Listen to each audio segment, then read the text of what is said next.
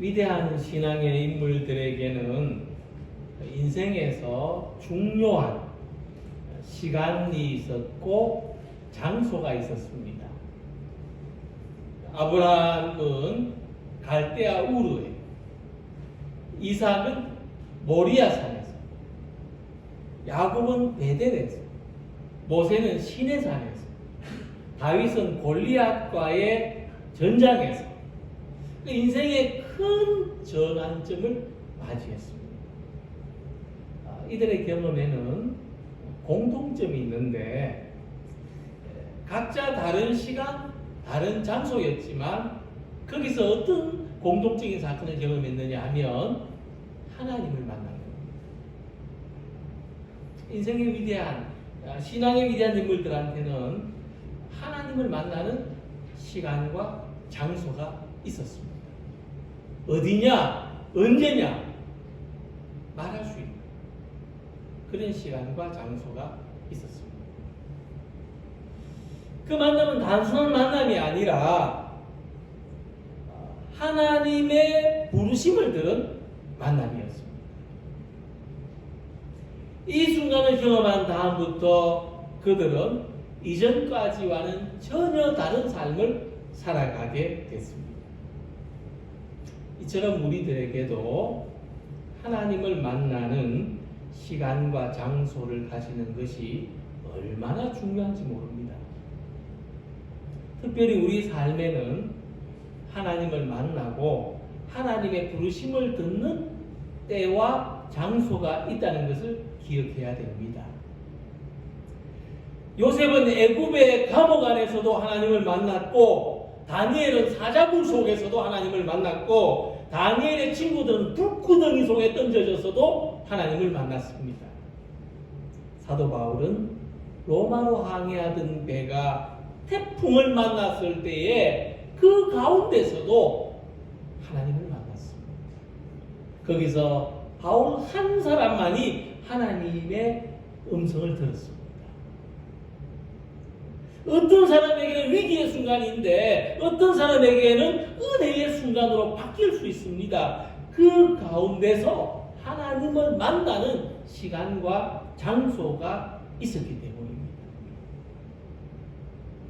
그러므로 2021년 한 해를 지내오는 동안 하나님 만나는 경험이 있었던 분들은 그 경험을 이어서 다가오는 새해를 살아가시기 바랍니다. 또 하나님 만나기를 소망하는 분들은 지금이 하나님 만나는 시간과 장소가 되시기를, 또 2022년도에는 내가 하나님을 꼭 만나는 그런 시간과 장소를 가질 수 있기를 소망합니다. 함께 읽은 말씀은 예루살렘을 향해서 순례의 길을 떠난 순례자가 드디어 이 순례 목적지에 도달한 감격을 노래합니다. 그래서 성전에 오르는 이 노래라는 제목이 붙은 시편은 134편이 마지막 여기서 끝납니다. 성전에 올라왔기 때문에 그 감격을 노래합니다. 그런데 그가 언제 하루 종일 걸어와서 도착해보니 밤중이었습니다. 여행을 온 사람 같으면 어떻게 할까요? 하루 종일 걷느라고 고생했으니까 오늘 밤에는 좀 쉬자. 오늘 밤에는 좀 편안한 데 가서 좀 몸도 푹 담그고 맛있는 것도 먹고 좀 쉬고, 성전에는 내일 아침에 좀 푹 자고 내일 아침에 한번 올라가 보자. 그랬을 겁니다. 그렇죠? 우리도 아마 여행을 갔었다면은 그럴 거예요. 밤중에 먹을 것 있다고 그랬을 겁니다. 하지만 그는 여행을 온 게 아니고 순례의 길을 왔습니다. 그러니까 이 사람한테는 성전에 올라가는 것이 무엇보다도 중요하고 우선적인 일이었습니다. 그렇기 때문에 밤중에 여호와의 전에 올라갑니다. 특별한 이유가 있어서가 아니라 그가 그 시간에 도착했기 때문에 그 시간에라도 밤중에라도 성전에 올라갔던 겁니다. 우리가 신앙생활을 할 때에 여행자처럼 신앙생활하는 사람이 될 수 있습니다. 그러나 우리는 신앙생활을 순례자처럼 해야 됩니다. 하나님을 예배하고 하나님을 만나고 하나님 기쁘시게 하는 것이 우선이 되는 삶이 되시기를 소망합니다. 그때가 언제든지 그 장소가 어디든지. 그래서 하나님을 만나는 시간과 장소가 우리에게 얼마나 소중한지 모릅니다. 송구영신을 하는 오늘 이 밤에 성전에서 하나님을 예배하는 것이 우리에게 가장 소중한 시간과 장소가 되시기를 소망합니다. 첫 번째 생각해 볼 말씀은 순례자가 하나님을 만나는 그 때가 밤이라는 시간입니다. 밤에 여호와의 성전에 서 있는 여호와의 모든 종들아 여호와를 송축하라. 자, 그래서 우리한테 이 오늘 밤은 어떤 시간입니까? 오늘 밤 우리에게 어떤 의미가 있는 시간입니까? 이제 어떤 사람들 또 다른 의미를 찾는 사람들은 또 다른 장소에서 오늘 2021년 마지막 날이니까 위하여를 하든지 요즘 거리두기 때문에 또 그게 안 쉬울 수도 있겠네요. 하여간 오늘 밤 우리에게 어떤 시간인가? 먼저는 깨어있는 밤이라는 겁니다. 오늘 밤은 깨어있는 밤입니다. 2021년 12월 31일 오늘 밤을 제야의 밤이라고 합니다. 그죠? 코로나 아니고 예년 같았으면 제야의 종소리 이러면서 쇼하면서 방송 됐을 거기에서 방송에 나왔을 겁니다. 자, 1년 365일 중에서 모든 날이 다 의미가 있지만 그 중에서 이 제야의 밤은 더욱 특별하고 의미 있는 시간입니다. 종을 쳐서가 아니라 해가 바뀌는 시간이죠. 그래서 이 제야의 밤을 영어로 풀이하기를 크리스마스 이브라고 하듯이 새해 전날 밤, 새해 이브 이렇게 말하고 The Watch Night이라고 합니다. 깨어있는 밤. 이 제야의 밤이라는 뜻은 깨어있는 밤이에요. 깨어서 보내는 밤. 깨어서 새해를 맞이하는 밤이다. 그러니까 새해를 맞이하는 이 1년이 넘어가는 이 소중한 시간에 어떻게 가만히 잠을 잘 수 있겠느냐. 그런 의미가 있습니다. 그래서 우리는 이 밤에 깨어 있습니다. 깨어서 송구영신 예배를 드립니다. 평소 같으면 벌써 잠들었을 시간이지만 깨어 있습니다. 2021년을 살았던 이전의 삶을 잊어버리고 2022년을 기대하는 새로운 시간을 맞이하는 깨어서 맞이하는 예배를 드리고 있습니다. 두 번째로 이 밤은 전환점의 밤입니다. 오늘 밤은 전환점의 밤이에요. 창세기 말씀을 보면은 하나님이 천지를 창조하실 때마다 거듭해서 반복해서 나타난 말씀이 있는데 저녁이 되고 아침이 되니 이는 첫째 날이니라. 또 저녁이 되고 아침이 되니 이는 둘째 날이니라. 자, 그러면 하나님께서 어떤 역사를 일으키셨냐 하면 첫째 날에는 밤과 낮을 창조하셨습니다. 둘째 날에는 하늘과 땅을 창조하셨습니다. 셋째 날은 뭐 하셨죠? 육지의 식물들을 창조하셨습니다. 그러니까 저녁이 되고 아침이 되는 게 그냥 되는 게 아니고 저녁이 되고 아침이 될 때마다 새로운 창조의 역사가 일어납니다.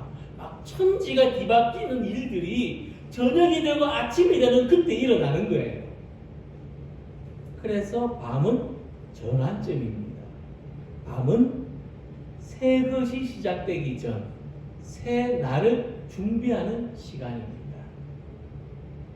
순례자는 그날 밤, 이 성전에 올라온 그날 밤이 자기 삶에서 전환점이 되기를 기대합니다. 우리도 마찬가지죠. 오늘 이 밤, 이전의 삶과 이후의 삶이 달라지기를 기대합니다. 더욱 복된 사람이 되기를 소망합니다. 이 송구영신의 밤에 옛것은 다 지나가고 새 것이 다가오기를, 옛사람은 다 지나가고 새 사람으로 살아가기를 소망하시기 바랍니다. 오늘 밤은 어떤 밤입니까? 변화를 기대하는 밤입니다. 밤이 아침이 될 때 첫째 날이 지나고 둘째 날이 되고 지난해가 저물고 새해가 되고 오늘이 가고 이제 내일이 올 때 가장 큰 변화가 있습니다. 밤이 아침이 될 때 가장 큰 변화가 뭐냐? 모든 것에 윤곽이 드러난다는 겁니다. 우리가 저녁에 예배 드리는 게 우리 수요일에 오시는 분들은 저녁 예배를 함께 드리니까 아시겠지만 정말 저녁에 예배를 함께 드린 게 아주 오랜만인 분들도 계실 것 같아요. 주변 풍경이 다르죠. 오전에 예배 드릴 때하고 바깥이 전혀 안 보이잖아요. 어두우니까 바깥이 안 보여요. 근데 아침이 되면 바깥이 보입니다. 즉 모든 것에 윤곽이 드러납니다. 아침이 되면 무슨 말이냐면 밤이 지나봐야 내일 날이 맑을지 흐릴지 알 수가 있어요. 비가 올지 눈이 올지 밤이 지나봐야 알 수가 있죠. 코로나가 계속 갈지 어느 순간 딱 그칠지 밤이 지나봐야 알 수 있어요. 시간이 좀 지나봐야 알 수가 있죠. 우리 삶이 힘들을지 편안해질지 시간이 좀 지나봐야 알 수가 있어요. 밤이 지나봐야 알 수가 있어요. 그 중에서 가장 큰 변화가 뭐냐 하면 함께 있는 옆 사람 얼굴이 보이는 겁니다. 불을 켜지 않아도. 그게 밤이 지난 거예요.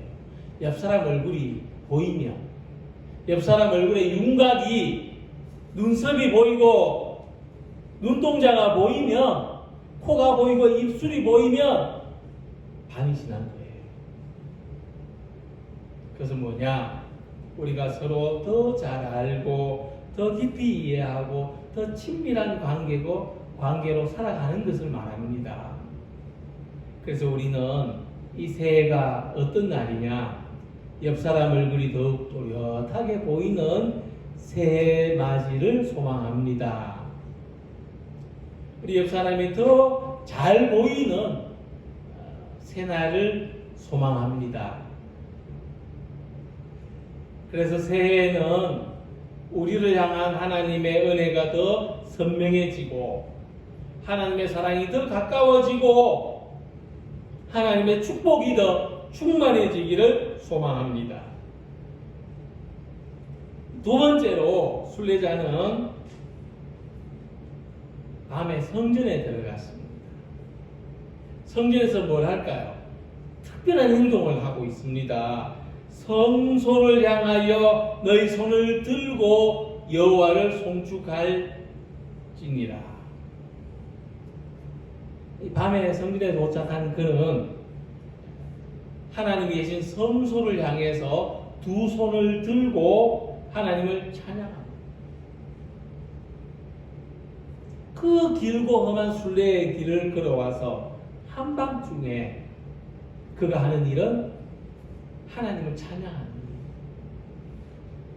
이 하나님의 은혜와 사랑을 우리가 평소에도 느끼면서 살아가지만 또 어디서 어떻게 경험하느냐가 굉장히 다른 차원으로 나타날 수가 있는 것입니다. 우리도 아마 한 1년쯤 어디 외국가 살다가 오늘 이 예배 이 자리 내가 다녔던 교회에 찾아와서 예배를 드린다면 그 감격이 남다를 겁니다. 아마 우리도 손을 들고 하나님 찬양할 겁니다. 성소에서 하나님을 향해서 이 손을 든다는 것은 하나님이 나의 모든 것입니다. 하나님 내가 살아보니까요 하나님보다 더 소중한 분 없습니다. 그 고백입니다. 그 고백하는 거죠. 그래서 우리가 더 많이 가지고 더 많이 붙들려고 할 때는 내 삶이 절망스럽고 탄식이 넘칩니다마는 내가 하나님 앞에서 내려놓고 드러내고 피워내려고 할 때는 더 좋은 것을 채워주신 하나님을 기대하는 마음으로 찬양하게 된다니까요. 우리 신앙 경험입니다. 경험해 보신 분들 많을 겁니다. 채우려고 할 때는 찬송이 잘 안 나와요. 비워내고 내려놓으면 이렇게 감사한 찬송이 나옵니다. 그래서 하박국 선지자는 내가 아무 것이 없어도 하나님으로 인하여 기뻐하고 하나님으로 인하여 감사한다 그랬습니다. 나는 여호와로 말미암아 즐거워하며 나의 구원의 하나님으로 말미암아 기뻐하리로다. 이 고백 거꾸로 보면은요, 내게 없는 것을 내 빈손을 하나님께서 채워주실 것을 믿고 기대하며 감사한다. 이렇게 해석할 수가 있는 거예요. 없어서 기쁜 게 아니고요. 나는 없지만 하나님이 채워주실 것을 믿기에 기뻐합니다. 감사합니다. 특별히 성전에서 하나님이 계신 곳을 향해서 두 손을 높이 드는 우리 모두가 되시기를 소망합니다. 두 손 들고 찬양합니다. 다시 오실 왕 여호와께 오직 주만이 나를 다스리네. 나 주님만을 섬기리. 헛된 마음 버리고 성령이여 내 영혼 충만하게 하소서. 주님 앞에 내 영혼 드리리라. 나 주님만을 섬기리. 헛된 마음 버리고 성령이여 내 영혼 충만하게 하소서.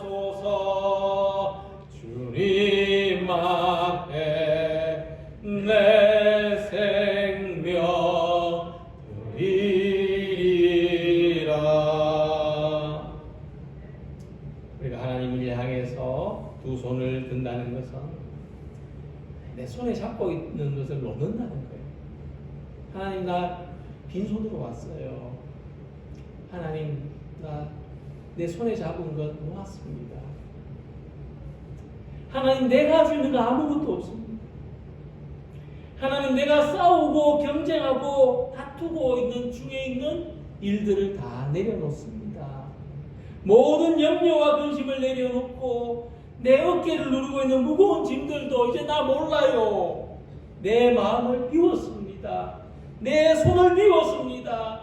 내 것을 가져가시고 하나님 은혜를 주옵소서. 오늘 하나님 앞에 우리의 손을 들고 지나온 한 해 동안 우리를 무겁게 했던 일들을 다 내려놓는 시간 되시기를 바랍니다. 하나님께 맡기시고 나의 모든 것이 되시는 하나님으로 감사로 충만해지는 시간이 되시기를 바랍니다. 오늘 본문은 이 성전에 올라가는 노래의 마지막 시편입니다. 그래서 본문 마지막 절에는 이 하나님의 최종적인 은혜가 나타납니다. 천지를 지으신 여호와께서 시온에서 내게 복을 주실지어다. 그러니까 순례자가 이 멀고도 험한 순례의 길을 걸어와서 마지막에 뭘 하느냐? 하나님의 복을 구합니다. 하나님이 시온에서 이 성소에서 내게 복을 주소서. 우리의 삶의 최종적인 목적도 하나님의 복을 받는 데 있습니다. 2022년 새해에 하나님의 복을 받아 살아가는 우리 모두가 되시기를 기원합니다. 우리 예배 마지막 순서가 뭡니까? 하나님의 복을 기원하는 기도입니다. 우리는 하나님의 복을 기원하고 하나님의 복이 아니면 세상에서는 어떤 것도 가치가 없다는 것을 우리가 잘 압니다. 그래서 순례자의 마지막 기원은 우리가 하나님의 복을 언제 받느냐, 어디서 받느냐는 말씀입니다. 우리에게 이 하나님의 복을 받는 때와 장소가 있습니다. 그것은 성전에서, 성소에서 하나님을 송축할 때, 하나님을 예배할 때. 예루살렘이 축복의 장소가 되는 것은 그곳에 하나님이 계신다는 믿음을 가졌기 때문이죠. 마찬가지로 성소는 이곳에 하나님이 계신다는 믿음을 가진 곳이 성소입니다. 그렇다면 우리에게 성전은 지금 예배드리는 이곳이지만 성소는 우리가 살아가는 모든 것이 될 수가 있는데 그곳에 하나님이 함께 계신다는 믿음을 가지고 살아갈 때 우리는 들어가도 복을 받고 나와도 복을 받는 축복의 삶을 누릴 수가 있습니다. 우리의 가정에 들어가도 복을 받고 나와도 복을 받고자 하신다면 내 가정에 하나님이 계신다. 그곳을 나의 성소로 여기며 살아가시기를 축원합니다. 장사하는 사람 언제 좋아요? 손님 많이 올 때 좋습니다. 그렇죠? 기쁘죠? 집 짓는 사람 언제 좋습니까? 집이 완공될 때 집을 보면서 참 기쁩니다. 술 좋아하는 사람 언제 좋아요? 술하고 같이 있을 때 좋죠. 그러니까 우리가 언제 기쁘냐, 무엇이 기쁘냐 하는 것은 내가 무엇을 중요하게 여기느냐 하고 밀접하게 관계가 있습니다. 내 삶의 기쁨은 그거예요. 내가 중요하게 여기는 겁니다. 인생에서 물질이 가장 중요한 사람은 물질이 생길 때 가장 기쁜 거죠. 일이 가장 중요한 사람은 일이 잘 될 때 가장 기쁘고, 술이 가장 중요한 사람, 술하고 함께 있을 때 가장 기쁜 거죠. 그렇다면 하나님을 가장 소중하게 여기는 사람은 그 어떤 것보다도 하나님으로 기쁜 겁니다. 하나님이 계신 것만으로도 기쁘게 사는 거죠. 다윗은 이렇게 고백했습니다. 내가 여호와께 아뢰되 주는 나의 주님이시오니 주 밖에는 나의 복이 없다 하였나이다. 다윗은 하나님을 자기 복으로 삼았어요. 세상에 복이 얼마나 많은데, 그죠? 우리가 옛날에 전통적으로 복이라고 하는데 하나님을 복으로 삼은 사람 다윗밖에 없을 겁니다. 그래서 다윗이 복을 받은 거예요. 느헤미야가 이스라엘 모든 백성들 앞에서 이렇게 말했습니다. 여호와로 인하여 기뻐하는 것이 너희의 힘이니라. 하나님으로 기뻐하는 것이 우리의 복인 이유는 하나님이 우리의 힘이시요 우리의 능력이시기 때문입니다. 삶의 모든 곳에서 하나님을 전부로 삼는 사람들에게 하나님은 기쁨을 주시고 새 힘을 주십니다. 새해에 이와 같은 복이 충만하시기를 소망합니다. 그래서 지금은 한밤중이지만 우리는 이미 아침을 기대하고 있습니다. 우리에게 내일 아침은 새해 첫날입니다. 새해는 모든 것이 새로워지기를 소망합니다. 먼저 옆 사람 얼굴부터 더 친밀하고 사랑스러운 모습으로 환하게 드러나기를 소망합니다. 우리 삶의 모든 자리에서 하나님 모시고 출근할 때는 하나님 나 회사 다녀올게요. 직장 다녀올게요. 퇴근할 때는 하나님 나 집에 다녀올게요. 교회 올 때는 하나님 나 교회 가요. 집에 갈 때는 하나님 나 집으로 돌아가요. 하나님 모시고 살아가시기를 바랍니다. 하나님을 내 삶의 전부로 모든 것으로 고백하는 우리의 마음과 영혼에 감사와 기쁨이 충만하고 새 힘과 능력으로 덧입는 모든 성도들이 되시기를 주님의 이름으로 기원합니다. 기도드리겠습니다.